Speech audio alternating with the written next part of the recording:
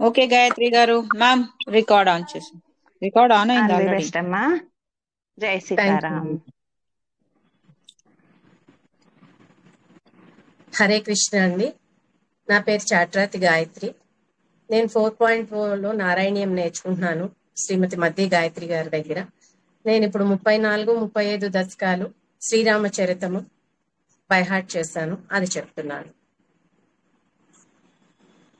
శ్రీకృష్ణాయ పరబ్రహ్మణే నమః. నారాయణ అఖిల గురో భగవన్నమస్తే.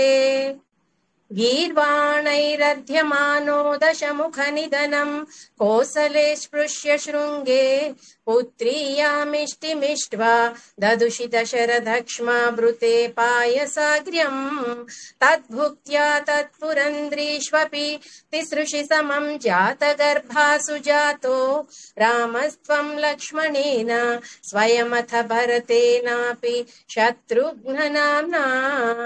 राम राम राम राम राम राम राम सीताराम राम राम सीताराम राम राम. कोदण्डी कौशिकस्य क्रतुवरमवितुम् लक्ष्मणेनानुयातो यातो भूस्तातवाच मुनिखदितमनुद्वन्द्वशान्ताद्वखेदः. नॄणाम् त्राणाय बाणैः मुनिवचनबलात् ताटकाम् पाटयित्वा लब्ध्वा स्मादस्त्रजालम् मुनिवनमगमो देवसिद्धाश्रमाख्यम्. मारीचम् द्रावयित्वा मखशिरसि शरैः अन्यरक्षांसि निघ्नन् कल्याम् कुर्वन्नहल्याम् पथिपदरजसा प्राप्य वैदेहगेहम्. भिन्दानश्चान्द्रचूडम् धनुः अवनिसुतामिन्दिरामेव लब्ध्वा राज्यम् प्रातिष्ठतास्त्वम् त्रिभिरपि च समम् भ्रातृवीरैः सदारैः. आरुन्धानेरुषान्धे भृगुकुलतिलके सङ्क्रमय्य स्वतेजो याते यातोऽस्य योध्याम् सुखमिह निवसन् कान्तया कान्तमूर्ते. शत्रुघ्नेनैकदातो घत शत्रुघ्नेनैकदातो गतवति भरते मातुलस्यादिवासम्. तातारब्धोऽभिषेकः तव किल विहतः केकयादीशपुत्र्या. तातोक्त्या यातु कामो वनम् अनुजवधू संयुतश्चापदारः. पौरानारुध्य मार्गे गुहनिलय गतः त्वम् जटाचीरधारी. नावासन्तीर्य गङ्गाम् अधिपदवि पुनस्तम् भरद्वाजमारान् नत्वा तद्वाक्यहेतोः अतिसुखमवसः चित्रकूटे गिरीन्द्रे. श्रुत्वा पुत्रादिखिन्नम् खलु भरतमुखात् स्वर्गयातम् स्वतातम् तप्तो दत्त्वाम्बुतस्मै निदधित भरते पादुकाम् मेदिनी च. अत्रिम् नत्वा दगत्वा वनमति विपुलम् दण्डकम् चण्डकायम् नत्वा अगस्त्यम् हत्वा दैत्यम् विरादम् सुगतिमकलयः चारुपोषारभङ्गीम्. नत्वागस्त्यम् समस्ता शरनिकरसपत्राकृतिम् तापसेभ्यः प्रत्यश्रौषि प्रियैषि तदनु च मुनिना वैष्णवे दिव्यचापे. ब्रह्मास्त्रे चापि धत्ते पतिपितृसुहृदम् वीक्ष भूयो जटायुम् मोदात् गोदातटान्ते परिरमसि पुरा पञ्चवट्याम् वधूट्या.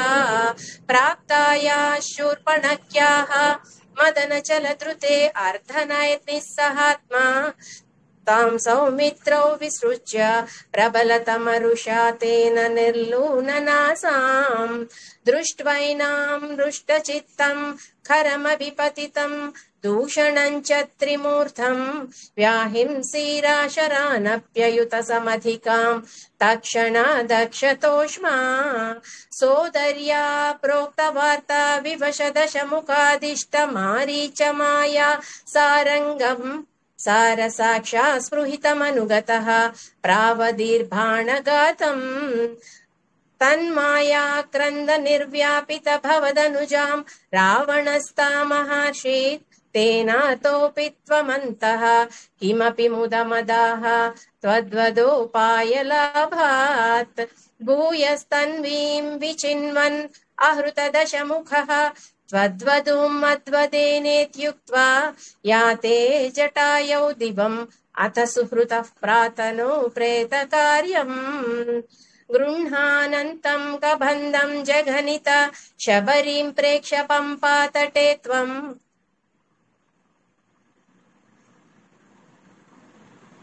गृह्णानन्तं कबन्धं शबरीं प्रेक्ष्य पम्पातटे त्वम् सम्प्राप्तो वातसूनुं वृषमुदितमनः पाहि वातालयेशा नीतः सुग्रीव मैत्री तदनु हनुमता दुन्दुभेः कायमुच्चैः क्षिप्त्वाङ्गुष्ठेन भूयो लुलुविदयुगपत्पत्रिणा सप्तसालान् हत्वा सुग्रीवघातोद्यतमतुलबलं वालिनं व्याजवृत्या वर्षावेलामनैषीः विरहतरलितस्त्वं मतङ्गाश्रमान्ते सुग्रीवेणानुजोक्त्या सभयमभियतान् यूहितां वाहिनीं तां रुक्षाणां वीक्ष्य दिक्षु द्रुतमददयिता मार्गणा यावनं राम सन्देशं चाङ्गुलीयं पवनसुतकरे प्रादिशो मोदशाली मार्गे मार्गे ममार्गे कपिभिरपि तथा सत्वत्प्रिया सप्रयासैः त्वद्वार्ता कर्णनो जदगरुदुरुजव सम्पाति वाक्य प्रोत्तीर्णान्नोदिः अन्तर्नगरि जनकजां वीक्ष्य दत्त्वाङ्गुलीयम् प्रक्षुद्योद्यानम् अक्षक्षपणजनरणः सोढबन्धो दशास्यं दृष्ट्वा क्लृष्ट्वा च लङ्कां झटिति स हनुमान् मौलिरत्नं दधौ ते त्वं सुग्रीवाङ्गदादिप्रबलकपिचमु चक्रविक्रान्तभूमि चक्रोभिक्रम्य पारे जलधि निशिचरेन्द्राणुजा श्रीयमाणः तत्प्रोक्तां शत्रुवार्तां रहसि निशमयन् प्रार्थनापाद्यरोष प्रास्ताग्नेयास्त्रतेजः त्रसदुदधिगिरा लब्धवान् मध्यमार्गम् कीशैराशान्तरोपाहृतगिरिनिकरैः सेतुमाधाप्य यातून्यामर्ध्य दंष्ट्रानकशिखरिशिलासालशस्त्रैः स्वसैन्यैः व्याकुर्वन् सानुजस्त्वं समरभुवि परं विक्रमं शक्रजेत्र वेगान्नागास्त्रबद्धः पतगपतिगरुन्मारुतैर्मोचितो भूः सौमित्रिस्त्वत्र शक्तिप्रहृतिगलदसुर्वात जानीत शैलघ्राणात् प्राणानुपेतो व्यकृणुत कुश्रुतिश्लाघिनं मेघनादम् मायाक्षोभेषु वैभीषणवचनः हृतस्तम्भनः कुम्भकर्णं सम्प्राप्तम् कम्पितोर्वीतलमखिल चमू भक्षिणं व्यक्षिणोस्त्वं गृह्णन् जम्भारि सम्प्रेषितरथ कवचौ रावणेनाभियुध्यन् ब्रह्मास्त्रेणास्य बिन्दन् गलततिम् अबलामग्निशुद्धां प्रगृह्णन् देवश्रेणीवरो जीवित समरमृतैः अक्षतैरुक्षसङ्घैः लङ्काभर्त्रा च साकं निजनगरमगाः स्वप्रियः पुष्पकेन प्रीतो दिव्याभिषेकैः अयुतसमधिकान् वत्सरान् पर्यरंसीः मैथिल्यां पापवाच शिव शिव किल तां गर्भिणीमभ्यहासीः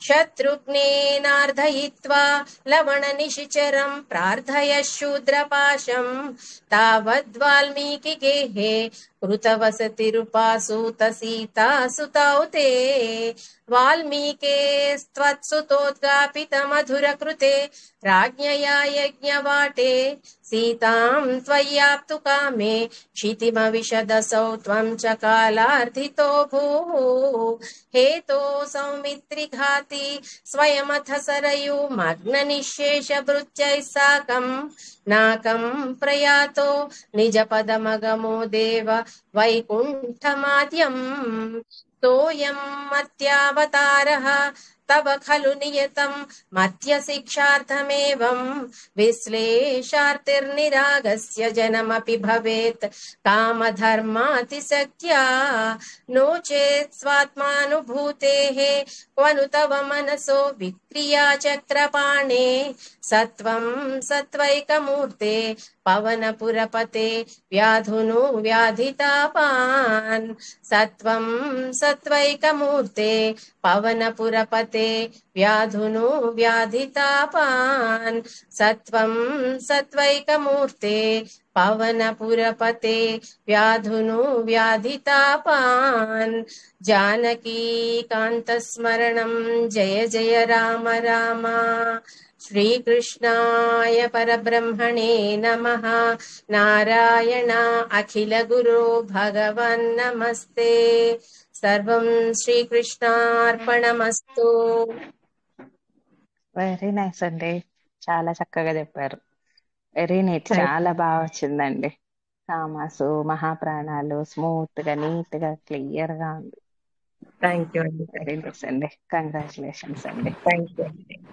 కంగ్రాచులేషన్స్ అండి గాయత్రి గారు, సాధించేశారు. థ్యాంక్ యూ అండి. God bless you, ma. Congratulations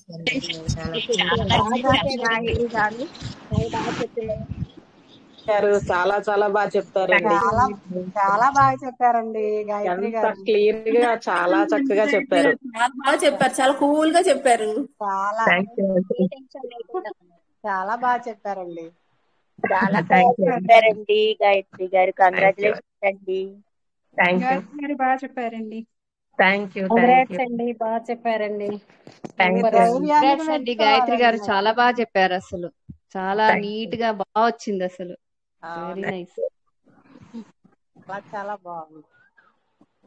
మీరు వీడియో తీస్తున్నారు, ఇలా మామూలుగా తీస్తున్నారు అనుకుంటే చక్కగా ఎంత టెన్షన్ లేకుండా బాగా చెప్పారండి మీరు. అసలు ఒకసారి శాంతంగా, అయిపోయింది 25 smooth దశకం, గా. అందుకని కొంచెం ఈజీ అనిపించింది.